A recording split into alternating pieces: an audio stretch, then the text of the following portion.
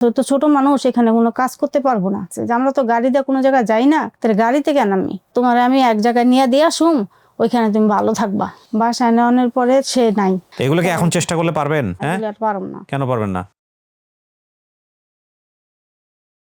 আসসালামু আলাইকুম প্রিয় দর্শক এবং শ্রোতা, আল্লাহ সর্ব অবস্থায় আমাদের সবার মঙ্গল করুন সবসময়ের মতো সেই প্রার্থনা করে শুরু করছি আপন ঠিকানার বেসিক ভিডিও। যারা ভিডিও দেখছেন তারা নিশ্চয়ই জানেন যে আপন ঠিকানার বেসিক ভিডিও মানেই হচ্ছে একজন ভিকটিম যিনি ছোটবেলায় হারিয়ে গেছেন। সামান্য কিছু তথ্য, আংশিক ইনফরমেশন তার মনে আছে, সেই তথ্যের ভিত্তিতে আমরা তার পরিবার খোঁজার কাজ করব। আলহামদুলিল্লাহ আপনাদের দোয়াতে, আপনাদের প্রচেষ্টায় এবং আল্লাহ রহমতে আমরা 550 কাছাকাছি ছেলে মেয়েদেরকে বিগত 5 বছরে বা তারও কিছুটা সময় বেশি ধরে তাদেরকে পরিবারে ফেরাতে পেরেছি। আমরা 1000 খানেকের মতো ভিডিও করেছি এবং আমরা করেই চলেছি। তবে হ্যাঁ, সংখ্যায় অনেক কমেছে। আমাদের স্টুডিও অফ ক্রিয়েটিভার্সের আরো নতুন বেশ কিছু প্রজেক্ট এসছে, আপনারা হয়তো জানেন। ওয়ান নামে আমরা একটা প্রজেক্ট করছি ডিফারেন্ট ওয়েতে, ডেফিনেটলি সেটাও লাইফ স্টোরি বেসিসে। আমরা কাজ করছি ফুড নিয়ে, ফুড বাজার, মানে এটা ফুডের অনেক বড় একটা জায়গা নিয়ে আমাদের কাজ করার ইচ্ছা আছে। এবং আরো বেশ কিছু প্রজেক্ট যেগুলো এক অর্থে আতুর ঘরেই আছে, সেগুলো সেই অর্থে ফুল ফ্লেজ চালু হয়নি আমি বলবো, কিন্তু আমরা চেষ্টা করে যাচ্ছি। And it's difficult, definitely difficult, because আমাদের আইডিয়াটা যেরকম থাকে সেই জায়গাটা ইমপ্লিমেন্ট করতে গেলে তো এভরি টাইম আমাদের কাজ করতে হচ্ছে। সেই জায়গা থেকে আপন ঠিকানার সংখ্যা যেহেতু কমেছে, অন্যান্য অনুষ্ঠানের সংখ্যাগুলো একটু একটু হলেও বাড়বে। যাই হোক, সেটা ভিন্ন প্রসঙ্গ। আপনারা যদি অনুষ্ঠানে অংশগ্রহণ করতে চান এবং আপনি যদি এই অনুষ্ঠানে এসে নিজের পরিবার কিংবা অন্যের কোনো পরিবার খুঁজে দিতে চান, দয়া করে আমাদেরকে ফোন করবেন। আমাদের ফোন নাম্বার হচ্ছে 09639888777। আপনার নাম কি? জামিলা। জামিলা খাতুন। ভাই বোন, বাবা মা কার কার নাম মনে আছে? আমার আমি যেই ভাইয়ের কাছে থাকতাম শুধু সেই ভাইয়ের আর এক বোনের কথাই মনে আছে, আর কারো কথা তো মনে নাই। বাপ মায়ের নাম কারো নাম মনে নাই? না না। আচ্ছা, ভাই বোনের নাম যাদের নাম মনে আছে একটু বলেন তো। আমার যে ভাইয়ের কাছে থাকতাম ওই ভাইয়ের নাম হলো দুলাল। আপন ভাই? হ্যাঁ, আপন ভাই। আপন ভাইয়ের নাম দুলাল। আরেকজনের নাম মনে আছে বোন? বোনের নাম হালিমা, তার একটা ছেলে। হামিলা না হামিদা? হালিমা। হালিমা, তার একটা ছেলে আছে। হ্যাঁ, একটা হলো হামিদা আর একটা হলো হালিমা। বড় বোনটার নাম সম্ভবত হইব হালিমা। আর আমি যে বোনের কাছে থাকতাম আর কি, ভাইয়ের কাছে আসতাম, ওই ভাইয়ের বোনের নাম হলো হামিদা। তার একটা ছেলে আছে, ওই ছেলের নাম হলো হামিদুল। এতটুকুই আমার এটা মনে আছে। রংপুর আপনার বাড়ি? হ্যাঁ, শুধু রংপুরই বলতে পারি, থানা জেলা গ্রাম কোনো কিছু মনে নাই? না, শুধু রংপুর এটা মনে আছে। হয়তো আর ভাই বোন আছে, এগুলো কথা আমার খেয়ালও নেই। আমি দেখি তার একটা বোন আছে, বোনের নাম আমিলা। হ্যাঁ, হইতে পারে আর কি। আমি এরকম আইডিয়া করছি যে এরকম একটা বোনের নাম আছে আমিলা। একদম প্রথম থেকে বলেন তো কি ঘটেছে একটু শুনি। ও সময় এতটা বুঝি নাই, বলতে পারি না। শুধু খেয়াল আছে কি কারো একজনের সাথে আমি আসছি ঢাকায়, ধরেন গাড়িতে করে। আমি তো যে সময় গাড়িতে উঠেছে কান্না করতে করতে ঘুমাই গেছি। এর আগে আপনার কিচ্ছু মনে নেই বাড়ির কথাবার্তা? কোন একটা মহিলা আপনাকে ঢাকায় নিয়ে আসছে, তার মানে বুঝতে পারছেন যে ছোটবেলার স্মৃতি, যেখানে আসলে এত ছোট ছিল যে তার আগের কোনো স্মৃতি ওর মনে নেই। তারপরে ওখান থেকে আনার পরে ধরেন এক বাসায় নিছে, বাসায় নেওয়ানোর পরে সে নাই, সে চলে গেছে। তো ওইখানে আমি ওই সময় ছোট, ধরেন কোনো কাজ কাম অত করতে পারি না। তারপরে ওইখানে অনেক মানুষ ছিল, অনেক কাজ করে বাড়িটা, কাজেরই মানুষ আর কি, এমনি কোনই না, কাজ করে। তো ওইখান থেকে আমি ধরেন একটা কাজ করতে গেলে পইরা যায়, জনের বকাবাজি করে, যেমন আরো মানুষ থাকে না কাজে। তো ওইখান থেকে একটা মহিলা আর কি, মহিলাটার চেহারা আমার খেয়াল নাই আর কি, ওই বাসায় থাকে। সে বলতেছে তো ছোট মানুষ এখানে কোনো কাজ করতে পারবো না। তার সাথে আমি বের হয়েছি, সে আমার বের করে নিয়ে আইছে ওই বাড়ি থেকে। বের করে নিয়ে আইসা তা ওই কিরকম লাগে, আত্মীয় লাগে না লাগে আমি বলতে পারি না, তাদের ওখানে দিছে। তারাও আর কি গরিবই ছিল মনে হয়। সে বলতেছে যে আমরা তো এখানে রাখতে পারি না, একটা মেয়ে বড় হইলে তার একটা দায়িত্ব আছে, আছে, তুমি একটা ভালো একটা বাসায় দাও, যেন সেখান থেকে যেন ওর বড় করে বিয়ে শাদী দিতে পারে। সেই আমার বলছে যে এই নামটা আর কি, আমার নামটা।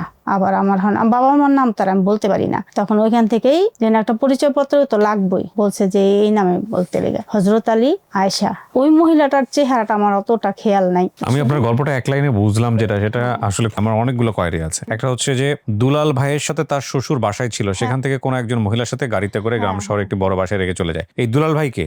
ভাই, আমার ভাই, আপন ভাই। তো দুলাল ভাইয়ের সাথে তার শ্বশুর বাসায় ছিল মানে? আমাদের বাসাতে ওই যে বললাম না যে আমার ভাইয়ের থেকে শুনতাম খালি আমরা কিছু কিছু কথা, যে নদীতে সব ভেঙে গেছে আমাদের। ভেঙে যাওয়ার পরে মনে হয় আমার ভাইয়ের শ্বশুর বাড়িতে চলে গেছে। আচ্ছা, ওইখানেই আমি ভাইয়ের কাছেই ছিলাম বেশি। আচ্ছা, আপনার বাবা মা? আমার বাবা মাকে আমি দেখি নাই। দেখেন নাই? না। তো এখান থেকে এক মহিলার সাথে গ্রাম থেকে শহরে একটি বড় বাসায় রেখে চলে যায়। এখান থেকে মহিলা আপনাকে যে নিয়ে আসছে, তা আপনি বললেন তার আগে আপনার কোনো স্মৃতি মনে নাই। যে মহিলা নিয়ে আসছে, মহিলা কিভাবে নিয়ে আসলো আপনাকে? নিয়ে আসলো তাও আমি বলতে পারি না, শুধু গাড়িতেই আমি যে কান্না করতেছি এটুকু আমার খেয়াল আছে, যে আমরা তো গাড়ি দিয়ে কোনো জায়গায় যাই না, তাহলে গাড়িতে কেন আমি কান্না করতেছি।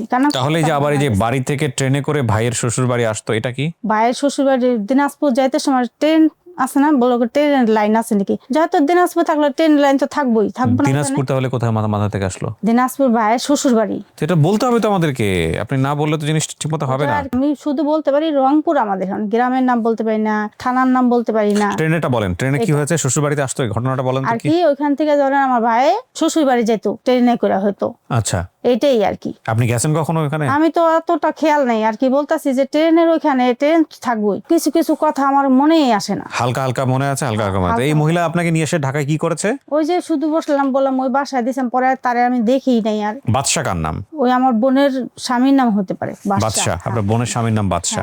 এখানে বলছেন 2 ভাই বোনের মধ্যে বেশি থাকতো। ওই ভাই দুলাল ভাই আর ওই হামিদা বোনটা, ওর কাছে আমি বেশি আর কি। শরীরে কোনো চিহ্ন নেই, না, না। তিস্তা নদীতে বাড়িঘর সব ভেঙে গিয়েছিল। শুধু আর কি এরকম আপসাপ শুনতাম। আপনার ভাইয়ের কাছ থেকে কি শুনছেন এগুলো একটু বলেন আমাদেরকে। হ্যাঁ, এই যে এটাই শুনতাম যে আমাদের নদীতে সব ভেঙে নিয়ে গেছে, তারপরে আর কোনো অত বাপ মায়ের কোনো কথা শোনেন না নাই? না, বাপ মা কিছুই শোনেন নাই? আমার এগুলি কোনো মনেই নাই। অনেক মানুষের কাছে জিজ্ঞেস করছি, সবাই বলছে দেশ কই, রংপুর। আর কিছু মনে আছে না, আমি আর বলতে পারি না। আপনাদের নিজেদের বাড়ি মাটির ঘর?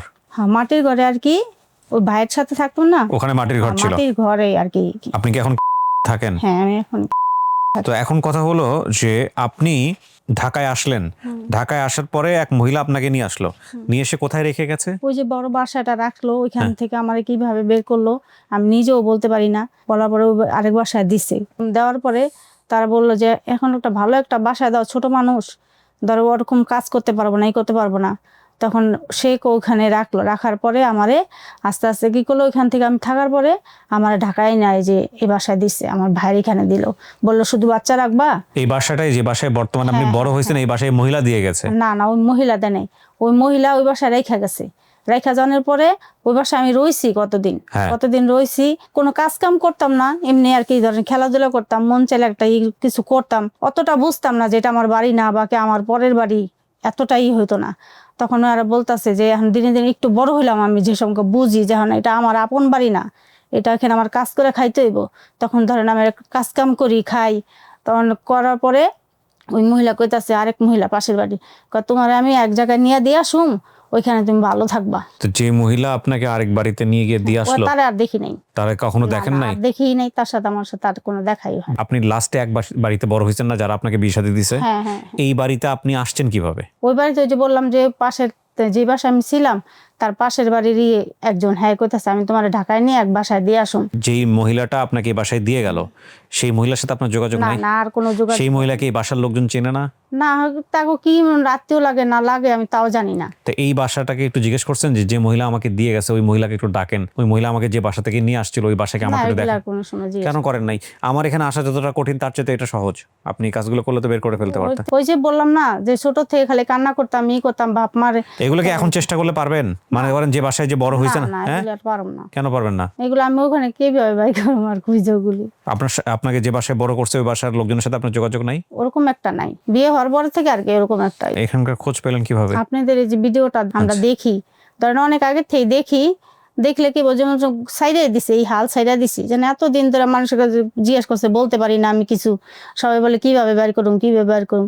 তখন আপনার এই ভিডিওটা দেখে আমার মেয়ে, দেখে আমার বড় মেয়ে, দেখে ছোট মেয়ে দেখে। দেখার পরে বলতেছে আম্মু তুমি দেখো, এখান থেকে তো যারা নাম না জানে তারাও পায়। আল্লাহ ভরসা, আপনি আসছেন, আমরা ফেরাবো না।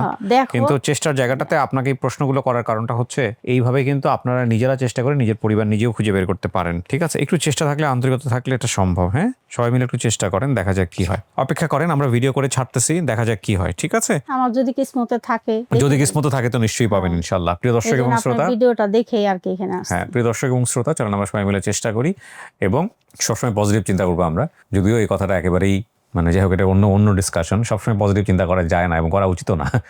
সো আমরা ডেফিনেটলি একটা ভালো সংবাদের প্রত্যাশায় তো আমরা শেষ করতেই পারি, এখানে আমাদের পজিটিভ চিন্তা করতে হবে। শেষ করছি আজকের মতো। আসসালামু আলাইকুম।